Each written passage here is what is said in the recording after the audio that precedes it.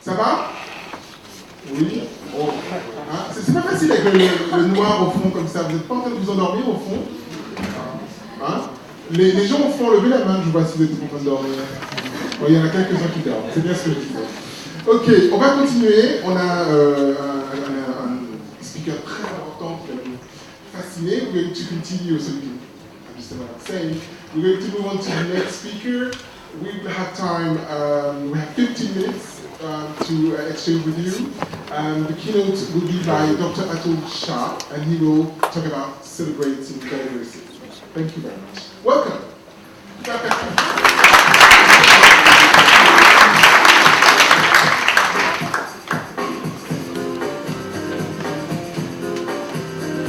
what it is about.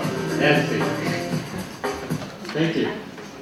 First of all, a very big thank you to AFMD for inviting me and providing such gracious welcome and hospitality. I'm truly honored and blessed to be here. Bonjour and namaste. I have a title celebrating diversity, but the focus today is going to be on performance and how diversity impacts on business performance. So I'm going to talk about the triple bottom line of diversity. I'm not sure if you're familiar with this, but a British academic called John Elkington wrote a famous book called The Triple Bottom Line. And he said, and he wrote this book about 12 years ago, and at that time he predicted that the bottom line of business is going to change from one which is purely economic to one which is economic, social, and environmental.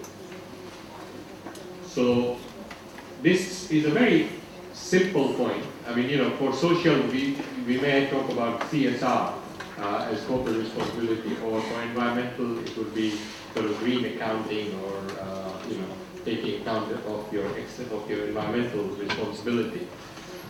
But this is a very important thing to understand when we look at diversity, because very often when I get asked by businessmen, prove the business case for diversity, and they are looking for, can you prove that diversity enhances economic performance? But actually the corporate reality has changed, and this has to be recognized. And one of the reasons it is not recognized is because of thinking, which is bordered, and I'll come to talk about it. But there are three objectives: economic, social, and environmental. And actually, when you take account of these three objectives, diversity comes in, fits in beautifully, and actually helps the organization to really improve its performance. So that's the other advantage. So I've come up with a triple bottom line from a diversity point of view, which has three important factors: thinking, borderless thinking, inclusive leadership, and a progressive culture. Three things: thinking, leadership, and culture. If an organization wants to embrace diversity, turn it to a performance advantage, then it needs to transform its thinking, its leadership, and its behavior. So let's talk about the first one. But before I do that, I'm going to ask you a little question.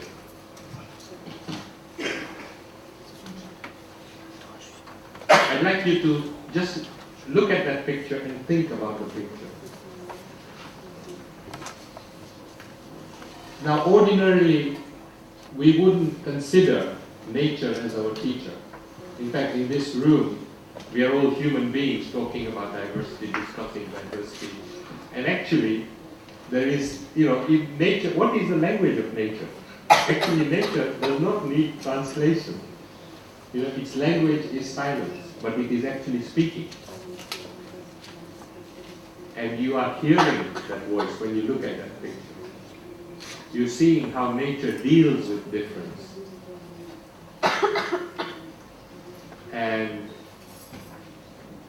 when you expand your thinking and your imagination to embrace the whole of the planet or the whole of the universe, suddenly diversity starts to fall into place. So the first point that I mentioned was getting our thinking to expand, to become borderless. And I'm not just talking about geographic borders. You know, I gave you that example of nature. You know, man and nature, there is a line between man and nature. But actually, we are nature. We are products, instruments of nature. Nature is us. So why see us as different? And the more we see that commonality, the more we see the interdependence, the more we will understand the beauty and impact of diversity. So one word which is being used, and I'm sure you've heard it quite often, is the word holistic. That we need to think in interconnected and interdependent ways, because the whole planet is interconnected and interdependent. And we can't think in terms of boxes and silos and actually compartmentalize. Truth is interconnected and interdependent. We need to think plural, that people will have different experiences, different knowledge, different wisdoms, and that just does not mean ours is more right than theirs. We need to think in an inclusive way, not an exclusive way. Not that mine is the only right theory. Mine is the only right way to progress. Mine is the only solution to better performance. No. We need to recognize cultural intelligence and sensitivity. You know, in Britain, research shows, there are lots of global companies headquartered in Britain, but the boardroom is far from diverse. And in conversations with many of these executives, I've actually discovered that a lot of them don't understand the very idea of cultural difference. They don't understand that different cultures have different ways of thinking and behaving, that different cultures have different models of leadership. And that does not necessarily mean one is more right than the other. But in engaging with different cultures, one needs to recognize culture in others. One needs to recognize, and one needs to also change one's reference point.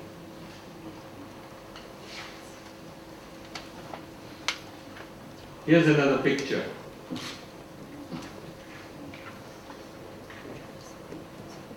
Ordinarily, I often show it at seminars and presentations, and they say, where in India is it?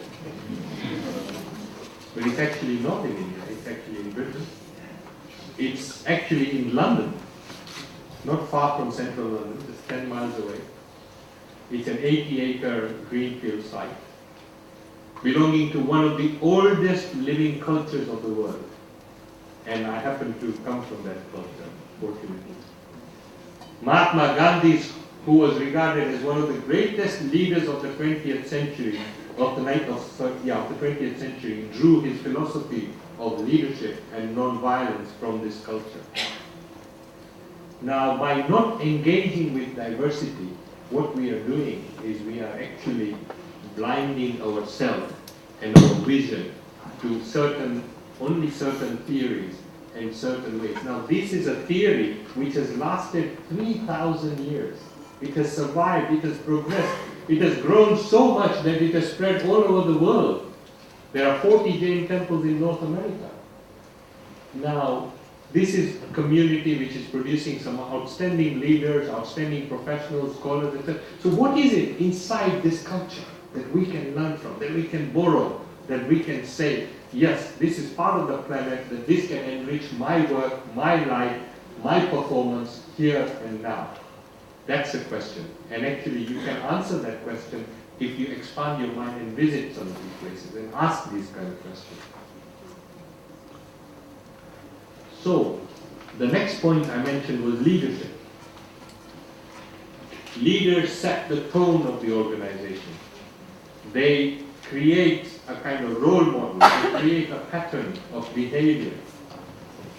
They become people that individuals aspire to. And therefore, if there isn't diversity in the leadership, when people join lower down the organization, they may not aspire to the top because they don't see the top having a place for them. So clearly that affects performance. I think diversity questions cannot be removed from questions about morality and ethics. In fact, that's why I called my firm Diverse Ethics. And I give you a very simple example. If a person is purely materialistic and just thinks that the entire object of the organization or business is to make money, then he will not respect any people, let alone diversity. Because he or she will think that my respect is for money and making more and more money. But actually, what we need is, that actually if we want to engage with diversity, we have to engage with people, and we have to engage with ethics and values. And in that ethic and value should be a respect for people. Same thing about profitability. If profitability is the sole focus, then again, ethics will be compromised. I heard this word several times in the speeches earlier. I think Ross mentioned it, Howard Ross and others. The word humility. Leaders need to be humble. They need to control their ego. And actually, to be diverse, to be inclusive, they need to respect the thinking and ideas of others. And that humility is very important to successful business. Innovation and creativity, different people bring different ideas to the same problem. I've seen it with clients.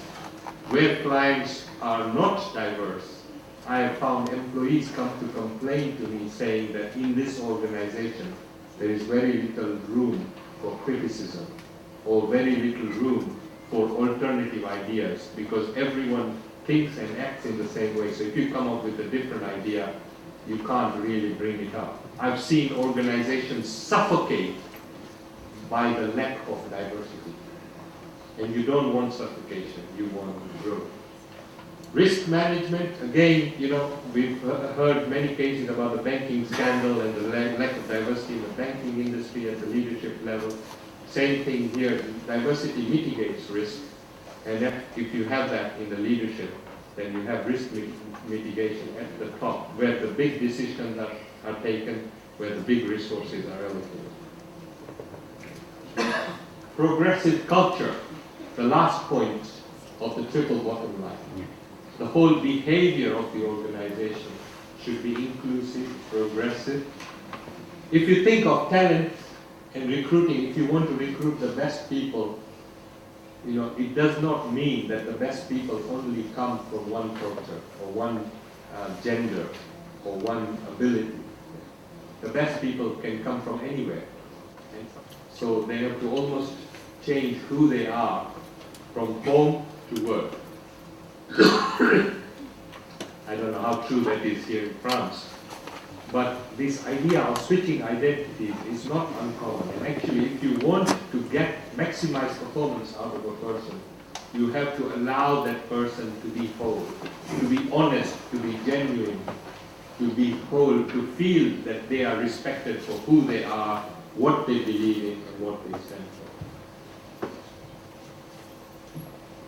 The organization should be positive and creative and should aim to cooperate. Now again, cooperation flies in this idea of aggressive competition. But really, if you think about the triple bottom line, Elkington's triple bottom line, social, environmental, and economic, when you take all those three factors into performance, you can't operate in a purely aggressive, competitive way. You have to cooperate. You have to cooperate with nature, cooperate with society, where your factories are based or where your businesses are enterprise, and you have to cooperate with your people. One of the things I do as a way of educating leaders about diversity is to take them on a guided cultural experience. And here's one I did in London with with a Hindu community in London. What I find when I do that is actually leaders find that very transformative because they actually come out of their comfort zone. They go to a place which is completely different from what they normally go to or visit, and they actually learn about that culture from the inside out, not outside in. They learn about the culture in its own language, in its own customs, in its own behavior and patterns. And then afterwards, we do a reflection about how this experience relates to their organization, their thinking, and their behavior. And very often this memory lasts for a long time after the event. Last year, I decided to embark on a masala tour of Britain. Now, Britain is a hugely diverse nation, and one of the big communities in Britain is the Indian community in Britain. Now, when I read the national newspaper, I constantly hear the story about the boom of India and how India is doing so well and how India is expanding, etc. But I rarely hear in the national newspaper about the story about the India in Britain, about how this community is actually doing very well in enterprise, is cooking some very delicious food, is relating to the community, is actually spreading its culture, sharing its culture, is acting as a good neighbor, is acting as good professional, etc., etc. So to bring out the whole variety of stories, and not just the stories about the Indian community, but also about how Britain as a country can benefit from this culture and this thinking and these ideas and this experience, I decided to embark on this, and I traveled 1,500 miles. And I interviewed ordinary people, I interviewed businessmen, I interviewed professors, doctors, and just to get their story of how they came to the country, how they assimilated, and what they are doing to build a better Britain. So this is, again, these are kind of ideas where when you start to embark on them, you actually, and work with leaders in these kinds of ways, you can create transformation. And then once that transformation happens, they will no longer ask you to prove the business case for diversity. They will become the champions for diversity. Thank you very much.